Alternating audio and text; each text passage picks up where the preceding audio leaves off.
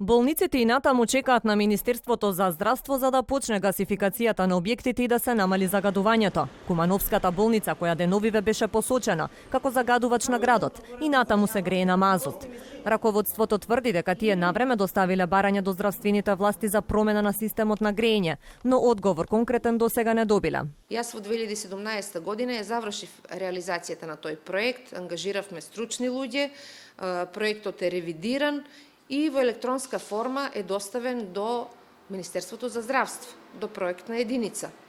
Ние дури веднаш после изработката на проектот, во јануари месец 2018 година имаме упатено писмо до владата на Република Македонија во кое што бараме одобрување на финансиски средства за изградба на гасна котлара во општата болница Куманово.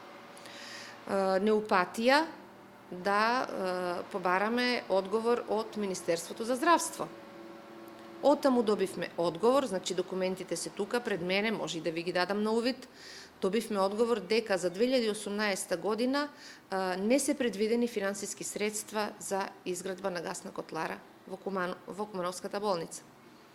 Затоа ние на самиот почеток на 2019 година замоливме повторно, значи, да бидат за наредната година, значи за оваа година, предвидени парични средства за изградба на гасна котлара.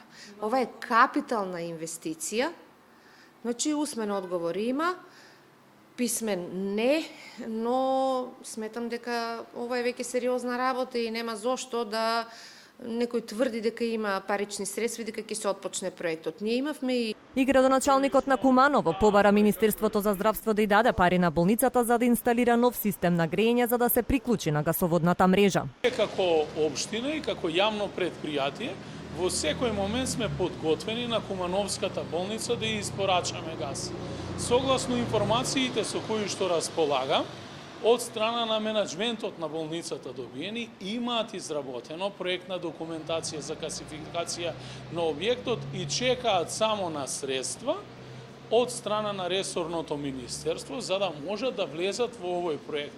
Тоа значи ќе мора директно со писмено барање да ни се обратат до јавното предпријатие Куманово газ за да им испорачаме газ во одредена количина која што тие ќе ја побараат и врз база на наши планирања, претходно поставениот проект од наша страна, ние ќе инсталираме довод на газ до градската болница.